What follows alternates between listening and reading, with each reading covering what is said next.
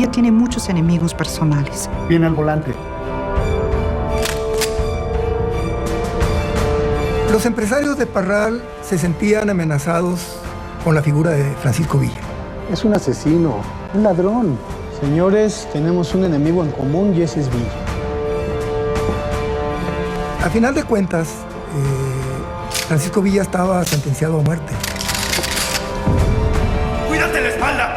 Creo que es importante que la historia se cuestione de lo que realmente aconteció el 20 de julio de 1923 en Hidalgo del Parral. ¡Viva Villa!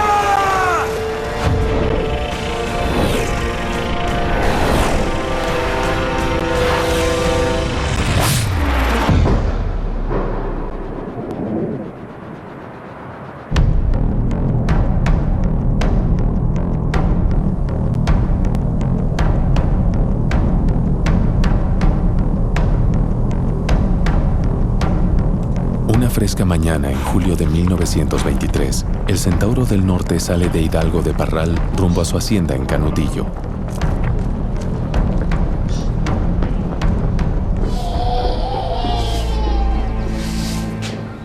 Se levantaron él y sus escoltas, desayunaron en casa de su esposa, Manuela Casas.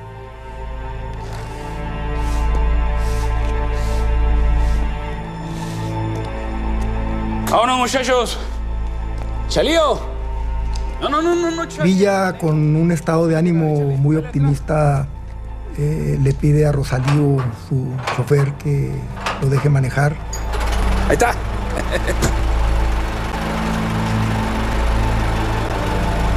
¡Púrate, Chalío, que es para hoy!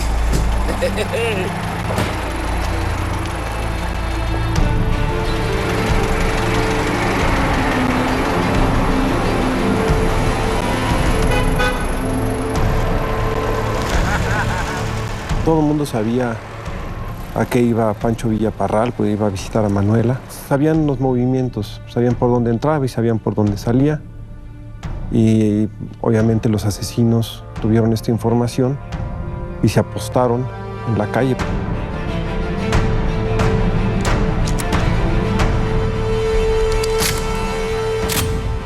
En ese momento ni siquiera había guarnición en Parral. La guarnición había salido supuestamente a unos ejercicios.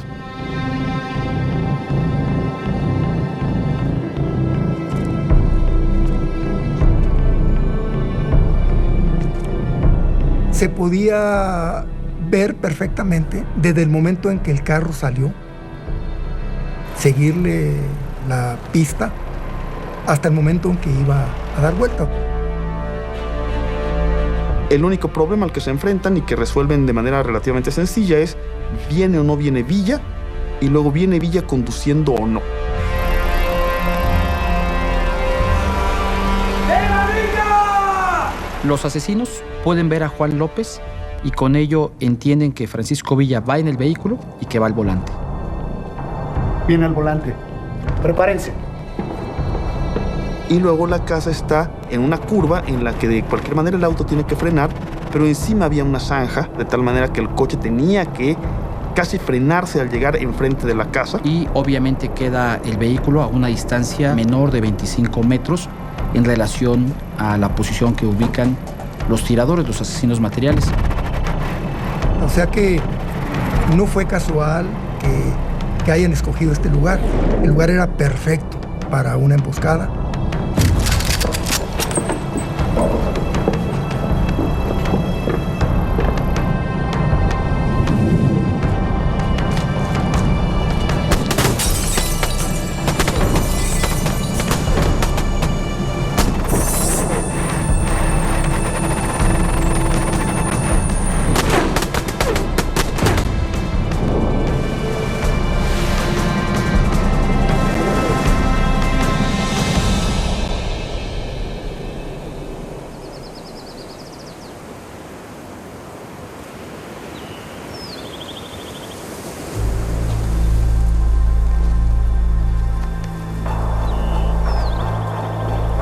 Doroteo Arango, un hombre que apenas sabía leer, toma el nombre de Francisco Villa y pasa de ser un bandolero a uno de los grandes revolucionarios de México.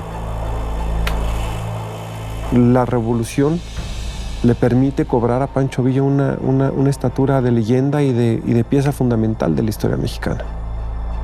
Por un lado es un sujeto extraordinariamente sanguinario y por otro también tiene algunos visos de conciencia social.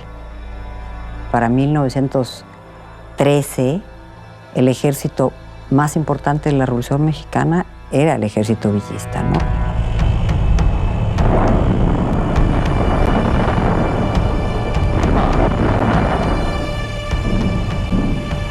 Dos años más tarde, Villa es derrotado y en 1920 firma su rendición con el gobierno del entonces presidente Adolfo de la Huerta. Y Pancho Villa se compromete a no participar en política. El gobierno de la República se compromete a cubrir los gastos de una escolta de 50 hombres y a darle una hacienda a Villa, que es la hacienda de Canutillo.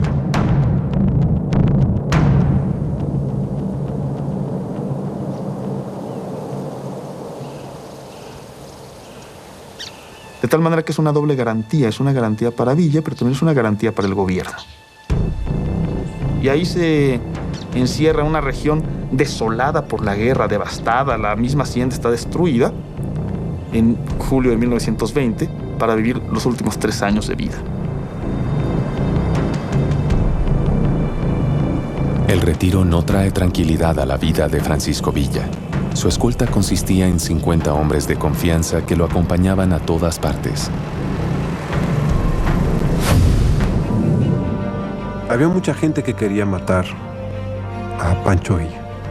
No solamente entre las élites, sino también en la gente común y corriente. Gente que se sintió humillada y que realmente Villa humilló, robó, saqueó, asesinó.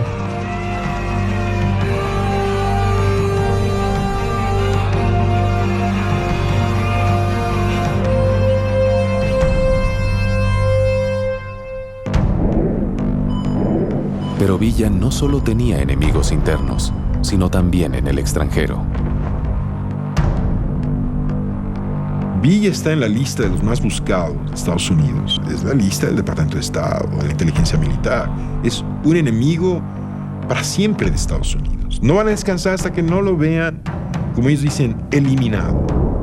Porque es el único latinoamericano, se dice, que ataca a Estados Unidos en esta invasión a Columbus, Nuevo México. Los Estados Unidos ven la posibilidad de restablecer todo lo que han perdido. Dentro de las condiciones que le piden está la cabeza de Villa.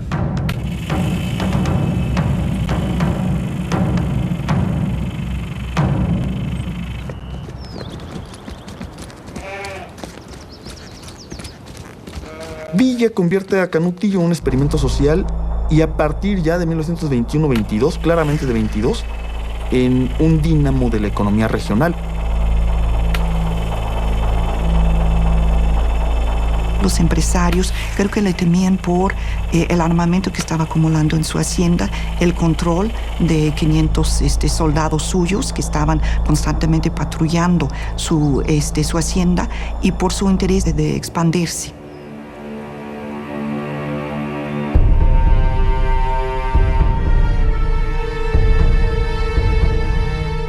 Es algo que evidentemente no les gusta a los poderosos de Parral. Yo perdí a mi padre y a 4 hermanos a manos de Villa y esos bandidos. Y ahora es un rico hacendado de Canutillo.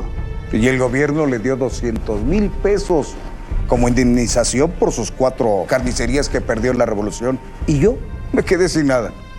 Todo esto confluye a que lo mejor es que desaparezca. Cuando intentaron asesinarme en Torreón, al asesino le encontraron una lista de nombres que le había dado el mismo Villa. Señores, tenemos un enemigo en común y ese es Villa. ¿Estamos de acuerdo entonces? Estamos de acuerdo. Estamos de acuerdo, sí. Entre los enemigos de Villa en Hidalgo del Parral se encuentra un hombre joven, miembro de una familia prominente en la región, Jesús Herrera.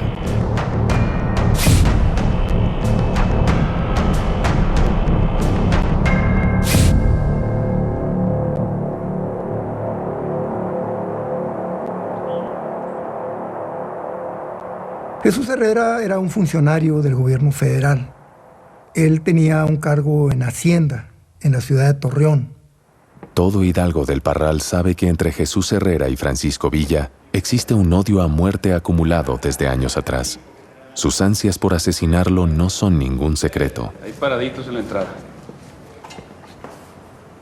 ¡Asesino! Ya le dije que me deje en paz. Nunca. Hasta que te vea muerto. Oí la agua. Un Herrera más. Un Herrera menos. Mejor lárgate, pelao. Empieza a publicar en 1923 una serie de cartas en el periódico El Universal, donde está acusando a Villa, donde está planteando que se debería de matarlo por todos sus crímenes de guerra. ¡Cuídate la espalda! El general Villa recurre directamente a Plutarco Elías Calles porque hay indicios de que Jesús Herrera está buscando la manera de eliminarlo. A Villa se le atribuye la muerte de varios miembros de la familia Herrera. No vaya a haber más gallinas escondidas. A ver, muchacho, échanos el menú. Había herreristas, vamos a decir, en Parral, que sentían suya la causa de los Herrera, que habían estado en desacuerdo con el fusilamiento de José de la Luz Herrera. Es un asesino, un ladrón.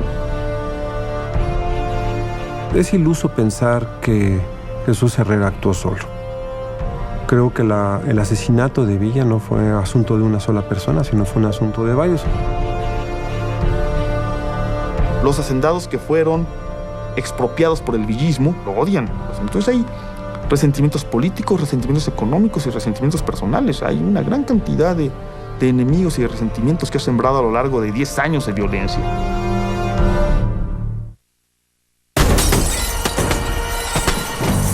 Villa es asesinado en Hidalgo del Parral el 20 de julio de 1923. Yo perdí a mi padre y a 4 hermanos. Jesús Herrera tenía motivos personales para matar a Villa, pero él solo era la punta de lanza de una gran conspiración.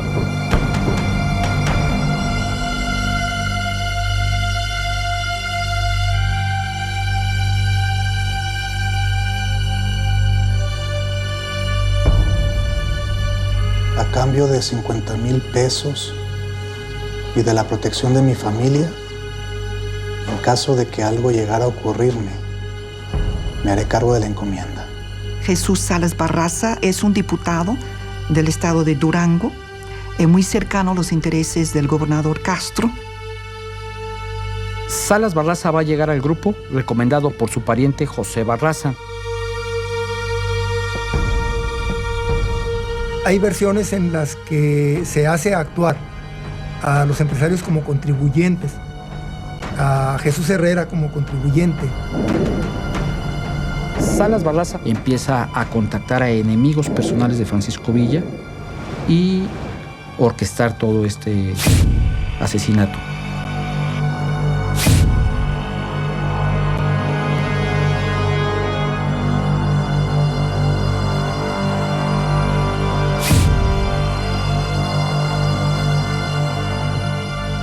¿Y cuántos muchachos tienes para deshacernos del neoburgués de Canutillo?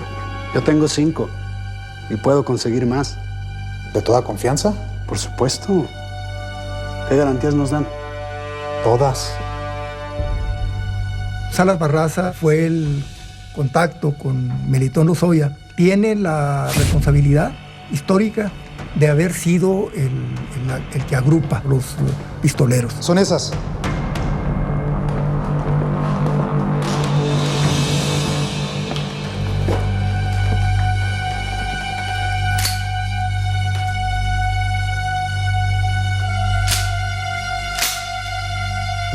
¿Contento? Los pistoleros van a recibir armamento, municiones y dinero. Todo esto va a llegar a través de Salas Barraza.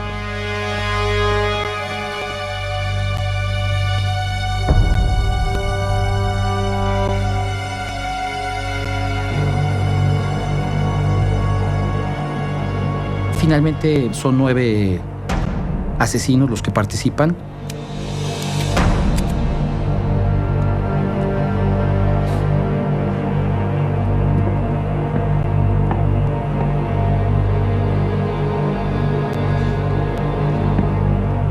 El grupo es dirigido por Melitón Lozoya y Salas Barraza, que es uno de los 9 pistoleros.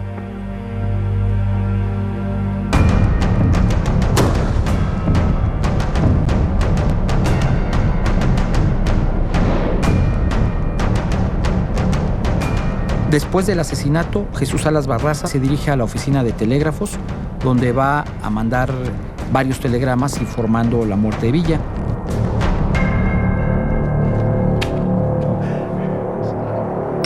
Muchos de los participantes se jactaban abiertamente de haber sido quienes lo habían masacrado. Eso puede indicar de alguna manera que se sentían protegidos. Probablemente esto estaba dentro del pago y de la negociación con los asesinos materiales. No va a pasar nada, no van a ir a la cárcel.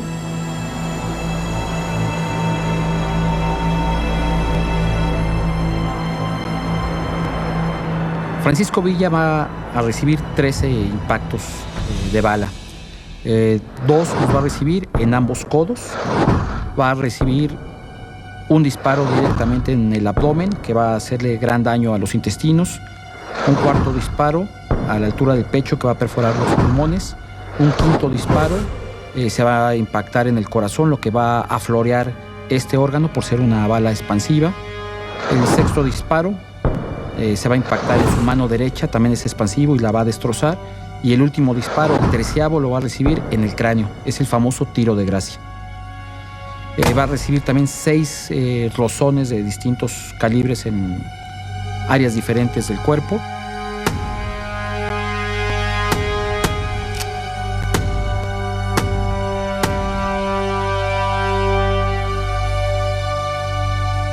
Cada uno de los tiradores hizo un promedio de 20 a 30 disparos. Estamos hablando aproximadamente de unos 200 disparos los que se le hicieron al vehículo de Villa.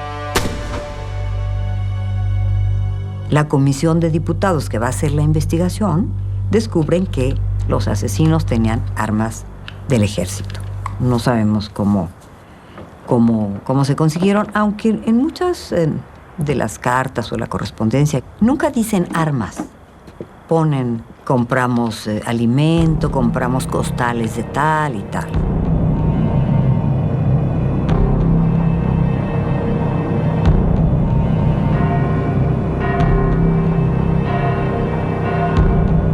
El armamento no es la única pista que apunta hacia un alto mando militar. Curiosamente, la guarnición de Hidalgo del Parral no estaba el día del asesinato. El jefe de la guarnición de Parral es el coronel Félix Celara. Tiene aproximadamente a 400 hombres bajo su mando. Curiosamente, la guarnición de Hidalgo del Parral se encuentra fuera de la plaza. ¿Qué pasa con Félix Lara y su guarnición, es decir, su regimiento, ese día en que asesinan a Villa? ¿Por qué no está? Se habían ido a Maturana, que es un pueblo vecino, para supuestamente llevar a cabo una serie de prácticas para el desfile de 16 de septiembre. Es evidente que Lara estaba recibiendo órdenes del general Amaro, pero que no estaba decidiendo por su cuenta. La investigación del asesinato podría también alcanzar a las más altas esferas del ejército.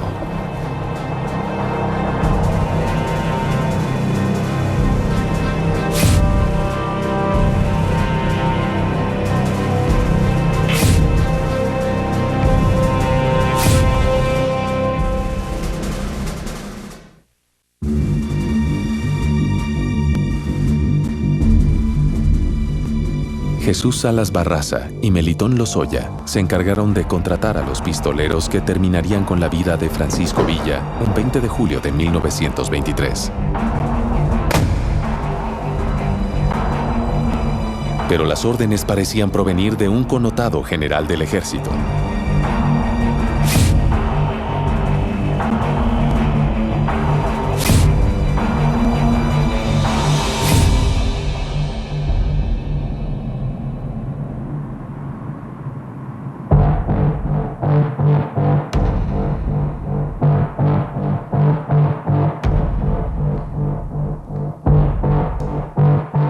Joaquín Amaro era jefe de la zona militar que abarcaba Nuevo León.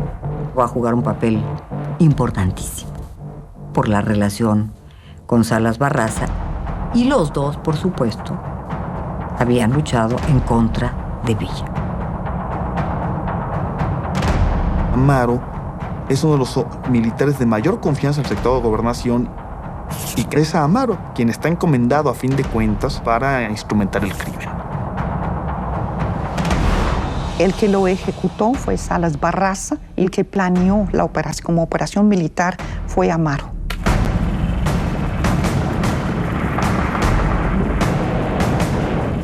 Joaquín Amaro estuvo persiguiendo a Francisco Villa.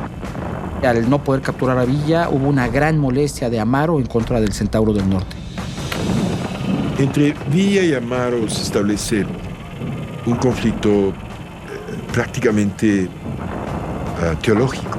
Quien gane, es decir, quien obtenga la muerte del otro, será el que implante la legitimidad de un posible nuevo orden.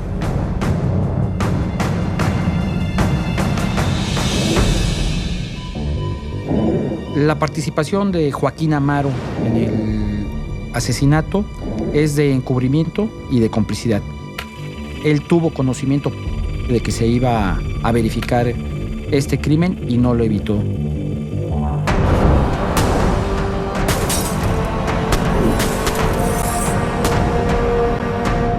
Amaro está muy cerca de Calles. Entonces, ahí lo que vemos es este vínculo muy, muy fuerte con la Secretaría de Gobernación.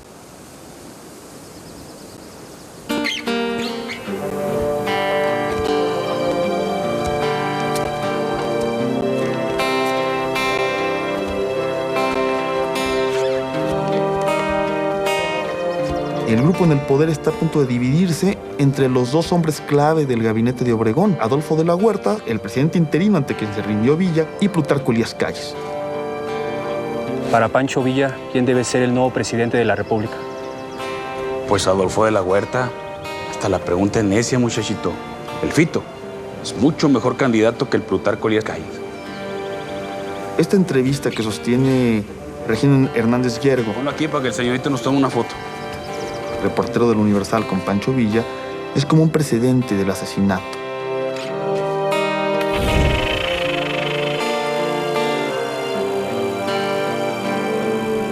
Y se convierte claramente en un emplazado cuando se ve venir la ruptura de Adolfo de la Huerta con el presidente Obregón y con Plutarco Elías Calles. ¿Significaba esto que iba a acarrear las posibilidades de que Calles lo vieran como un enemigo definitivo? Sí, pero un enemigo muy especial.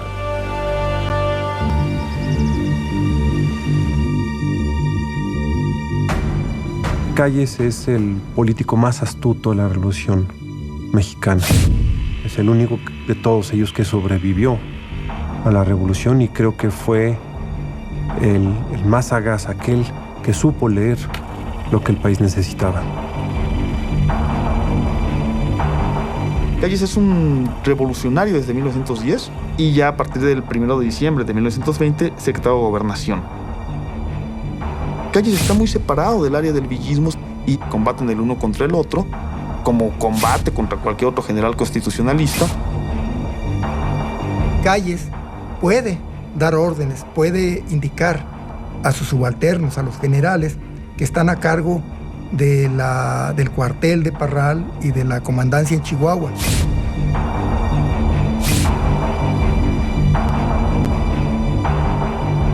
Hay la clara intención de mandar a la muerte a un emplazado. Calles, como secretario de Gobernación, mueve el aparato del Estado para el asesinato. Involucra a 3 generales de mucho poder y mucho prestigio. Y eso no se hace en México sin la anuencia del presidente de la República. Aunque no lo crea, la vida sigue de la Huerta con o sin Villa.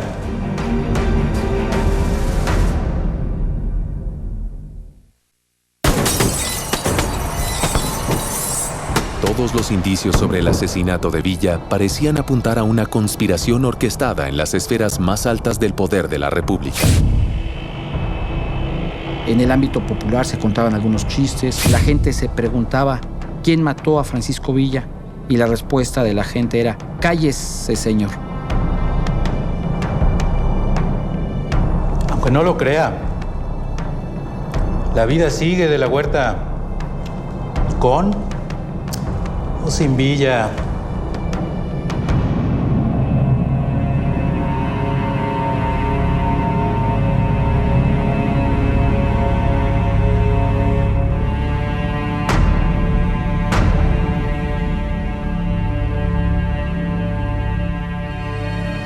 Villa tenía una enorme rabia contra Obregón, porque fue quien lo derrotó. Y Obregón tenía una enorme rabia contra Villa, porque es el que lo deja manco. Y por eso no es casualidad que Obregón haya sido presidente de México cuando Pancho Villa fue asesinado. El hecho de que las primeras voces después del asesinato culparan al secretario de Gobernación, para Obregón es culpar al gobierno en turno.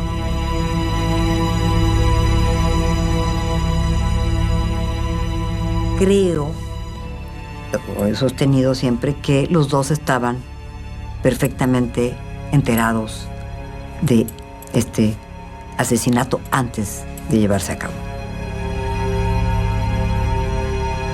Pero habría otro motivo por el cual el presidente Obregón podía tener interés en eliminar a Villa: el reconocimiento de Estados Unidos a su gobierno. Nadie más ha invadido Estados Unidos, ¿no?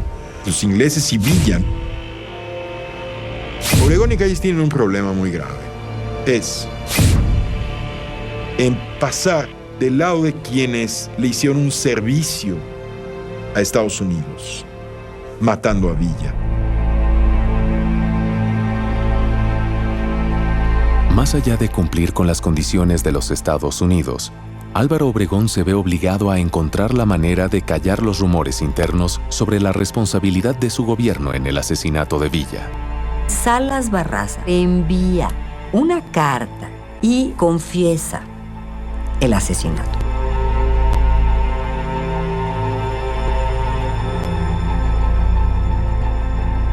En esta confesión, él dice que había hecho un asesinato justo, dado la cantidad de crímenes de guerra que había cometido Villa contra las personas y contra los intereses de la nación. Buenas tardes. Es parte precisamente de la trama. Que aparezca un culpable, nada más se acusa a Jesús Salas Barraza. Él había garantizado que le iban a pagar una determinada cantidad de dinero y que todo iba a pasar al anonimato.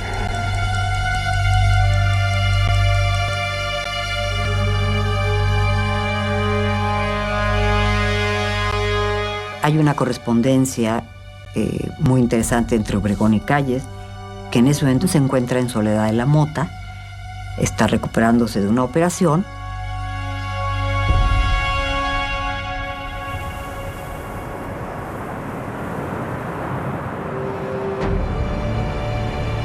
De Obregón le dice al general Calles que tiene ya una información que prácticamente va a acallar todos los rumores de toda la gente que quiso inculparlos. y es una solución satisfactoria para el gobierno donde un sujeto asume la culpabilidad y aparte desmienta que había sido un asesinato político ordenado por Obregón o por Calles o por los dos. Y esa carta es la que se conoce en los periódicos, donde este buen hombre confiesa su culpabilidad.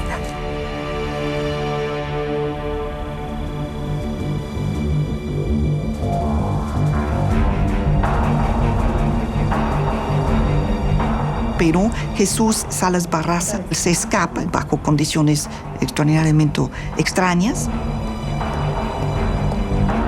Salas Barraza sale rumbo al norte, donde recibe la protección de su amigo, el general Joaquín Amaro, y lo va a auxiliar para su escape.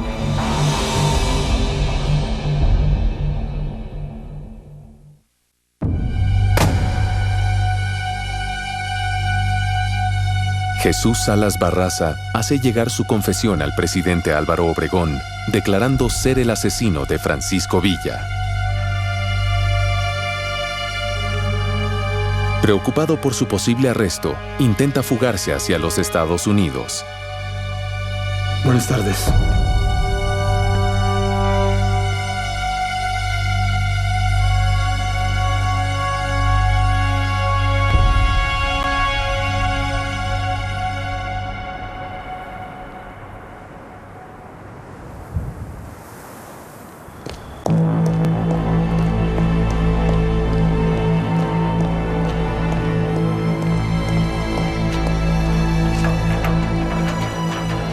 Salas Barraza va seguido de cerca por el general Paulino Navarro, un agente de la Secretaría de Gobernación, que recibiendo órdenes del presidente de la República, el general Álvaro Obregón, detiene a Salas Barraza. Jesús Salas Barraza, soy Paulino Navarro. Acompáñenos, por favor. Se trasladan en calidad de detenido, de preso, a Salas Barraza, a la ciudad de Chihuahua, donde es sujeto a un juicio. Jesús Salas Barraza lo considero un señuelo, una pieza que se usó para los fines que se tenían previstos políticamente.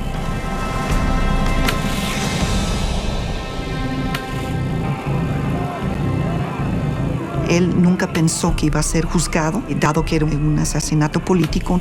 Se le quitan su fuero por la oposición política que implica de parte de villistas en el estado de Durango y Chihuahua. Ya cuando Salas Barraza está sujeto a un juicio, ya se dan nombres.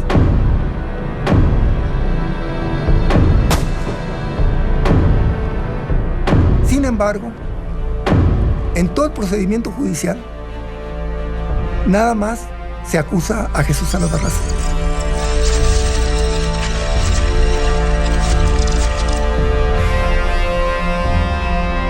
Y Salas Barraza es sentenciado a 20 años de prisión. Ya está encarcelado, escribe a Amaro que él cumplió con el asunto consabido,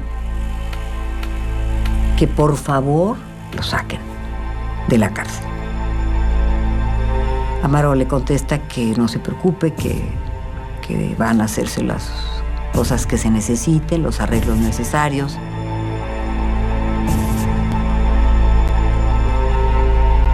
Estuvo 8 meses en la cárcel y sale por indulto. El indulto tiene 3 líneas. En el indulto no se tiene que justificar. ¿Por qué? Simplemente en un decreto que da el gobernador del estado.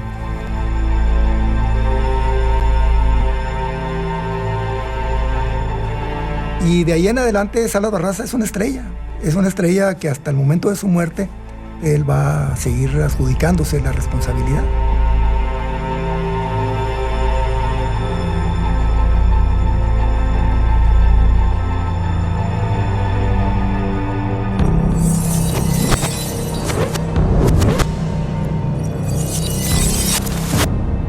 Hay, por decirlo de alguna forma, un rompecabezas que al armarse nos muestra la foto de Villa asesinado.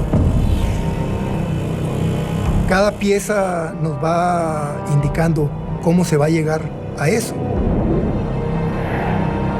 ¡Cuídate la espalda!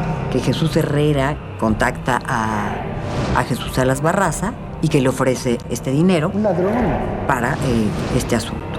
Me haré cargo de la encomienda. Que Salas Barraza, que era diputado, haya intervenido para establecer contacto con Melitón Lozoya. ¿Qué garantías nos dan? Y obviamente esto va a beneficiar a Melitón Lozoya y a su grupo de pistoleros. Esos son los que mataron a Villa. Son pistoleros.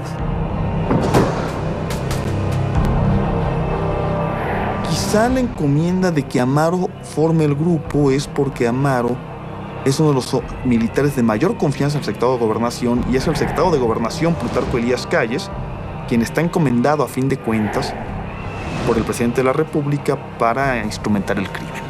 ¿Con o sin Villa? Son una cantidad de elementos y de gente que está ahí metida que no hay manera de eliminar la participación de la presidencia y del secretario de Gobernación.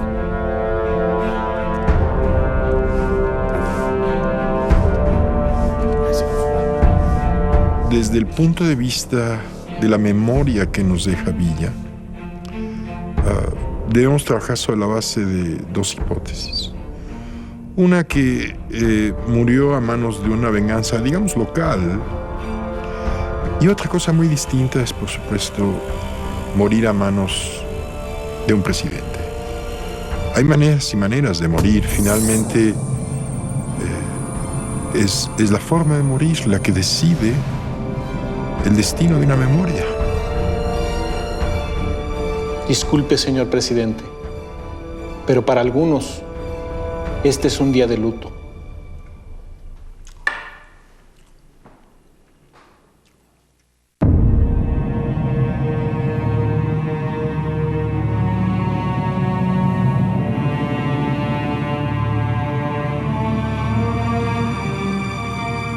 El 20 de julio de 1923 fue la última vez que Pancho Villa fue de Hidalgo del Parral hacia su hacienda en Canutillo.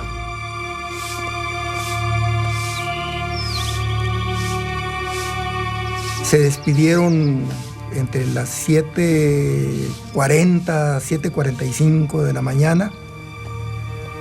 No, Chalío, yo voy a manejar. Échale, dale al crán. Él quiere Dale. atravesar la ciudad manejando. Ándale, Chalío, que es para hoy. Vámonos. Era el primer viaje que hacía fuera de Canutillo en carro.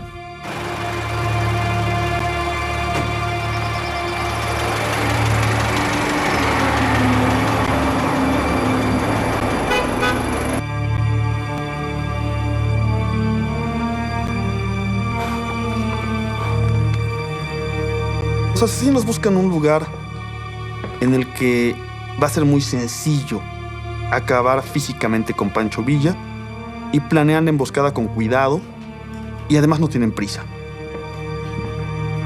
Toman la avenida Juárez, que es una avenida que tiene línea recta de unos 300 a 500 metros.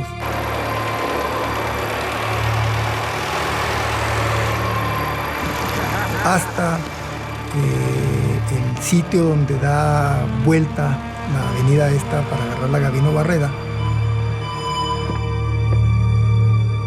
A final de cuentas, Francisco Villa estaba sentenciado a muerte.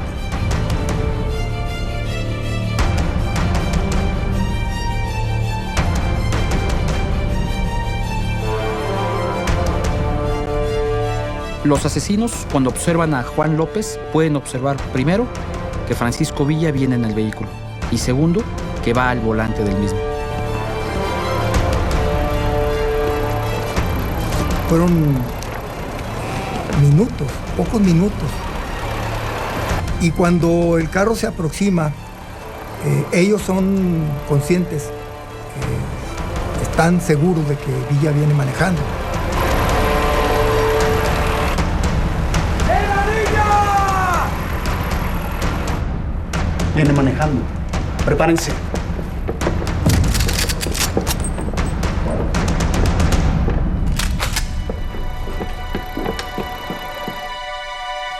El carro tuvo que abrirse porque en la esquina donde daba vuelta el carro se había formado un charco muy grande de agua y Villa tuvo que evadir ese charco, aproximándose, ponerse más a tiro.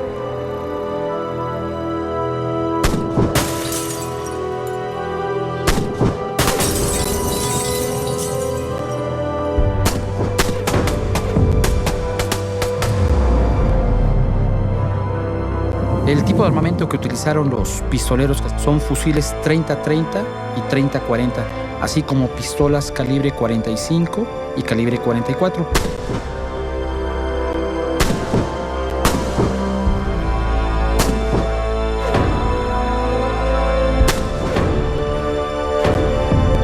Podríamos decir que Villa fue un bandolero que se hizo revolucionario y que murió como revolucionario.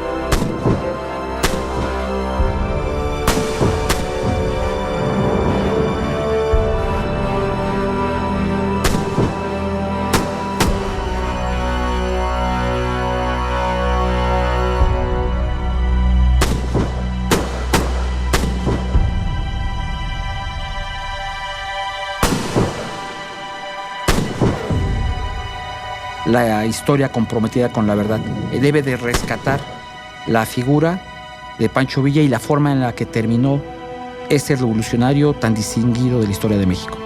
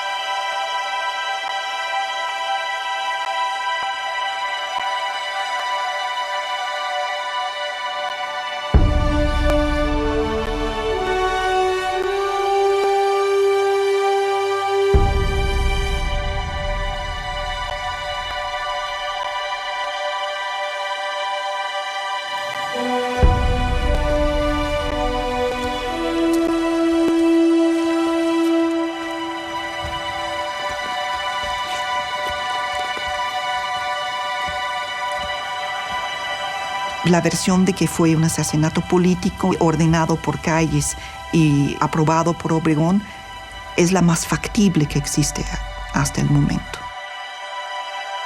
Hasta el final, supo cifrar su propia muerte como un gran misterio. Es decir, el misterio de si fue asesinado por el poder central o por los avatares de esa guerra que realizó durante décadas.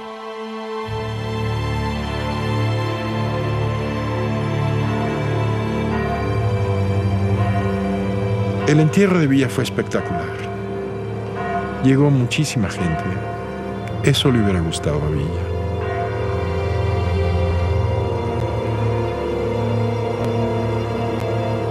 Yo creo que Villa representaba la sed de justicia del pueblo mexicano. El legado de Villa es importantísimo en relación a la reforma agraria, a la lucha de la gran mayoría de los desposeídos.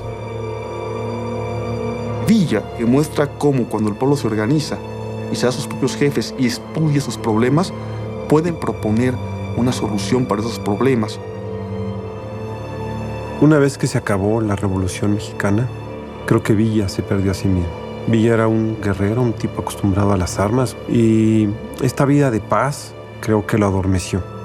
Y de alguna manera este adormecimiento hizo que bajara la guardia. Fue quizás una forma de dejarse matar. Y le hubiera encantado que hasta la fecha sigamos haciendo a Obregón y a Calles los presuntos responsables de su asesinato. Eso le hubiera encantado a Villa. Así es que no sé quién ganó esa batalla. Lo que sí sabemos es que Obregón y Calles ganaron el poder y Villa acaso ganó la historia.